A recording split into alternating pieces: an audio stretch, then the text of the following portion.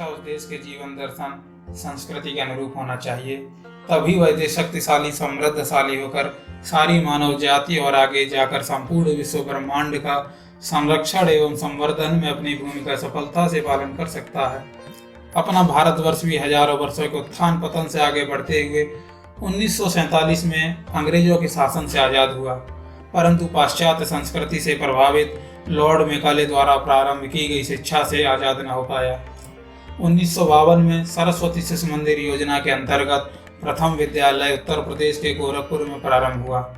भाऊराव देवरस, नानाजी देशमुख, कृष्णचंद्र गांधी, हनुमान प्रसाद पोद्दार आदि मनीषियों ने इस कार्य में महत्वपूर्ण भूमिका निभाई, जो बाद में विद्या भारती अखिल भारतीय शिक्षा संस्थान का विशाल रूप धारण किया। औपचारिक और अनौपचारिक रूप से चलने वाले इन 25,000 से अधिक छोटे बड़े विद्यालयों में 35 लाख से अधिक भैया बहन प्राय 1.5 लाख आचार्यों के मार्गदर्शन में शिक्षा ग्रहण कर रहे हैं। इस विशाल कार्य का विस्तार एवं विकास में सुदीर्घ काल मार्गदर्शन करने वालों में अग्रणी व्यक्ति माननीय लज्जाराम तोमर थे। लज्जाराम जी बहुआयामी प्रतिभा के अद्भुत व्यक्तित्व थे। वह मूल रूप से आचार्य संघ के प्रचारक तथा विद्या भारती के संगठन मंत्री और मार्गदर्शक के रूप में जाने जाते हैं। साथ ही वे चिंतक, योग साधक, कुशल लेखक थे। समाज परमेश्वर के प्रति प्रगाढ़ प्रेम ही अपने कार्य का आधार है, यह दृष्टि उनमें सदैव बनी रहती थी। वे स्वाभिमानी थे किंतु अहंकार शून्य। निर्भय होकर नए नए प्रयोग सहित कार्य करने की वे सदैव कार्यकर्ताओं को प्रेरणा देते थे। सम्मान, पुरस्कार आदि की लालसा नहीं रखते थे। लज्जाराम जी एक विचारक के साथ ही उच्च कोटि के शोधकर्ता तथा प्रबुद्ध एवं परिपक्व लेखक थे। प्रायः उनके भाषणों में अनुभूत ज्ञान शब्द आता था। ज्ञान के अनुशीलन में तत्पर और ज्ञान के प्रसार के लिए लेखन भी करते थे। उनके द्वारा लिखे गए विभिन्न ग्रंथ शिक्षा के संबंध में उनके मौलिक चिंतन को प्रकट करते हैं।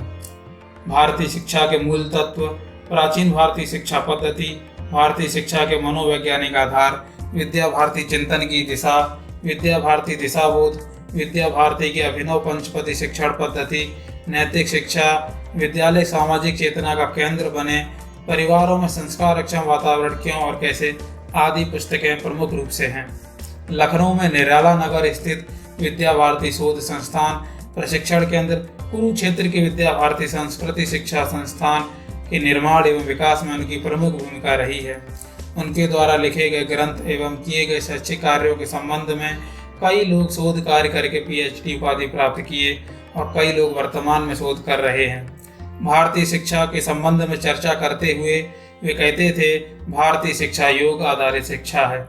इसमें मनुष्य का सर्वांगीण विकास शारीरिक, प्राणिक, मानसिक, बौद्धिक एवं आध्यात्मिक पहलू सम्मिलित हैं। इस सर्वांगीण विकास के लिए शारीरिक शिक्षा, योग शिक्षा, संगीत शिक्षा, संस्कृत शिक्षा और नैतिक आध्यात्मिक विषयों के द्वारा प्रयास किया जाना चाहिए, जो अपने प्राचीन उपनिषदों में वर्णित है। अपने जीवन के अंतिम समय में जब वे कैंसर से पीड़ित थे, तब भी वे आने वाली पीढ़ियों को निरंतर कार्य और कर्तव्य परायणता का संदेश देते हुए सक्रिय रहे। उनका प्रेरणा वाक्य था, योगस्थ कुरु कर्माणि संगम त्यक्त्वा धनंजय सिद्ध्यो समो भूत्वा समत्वं योग उच्यते।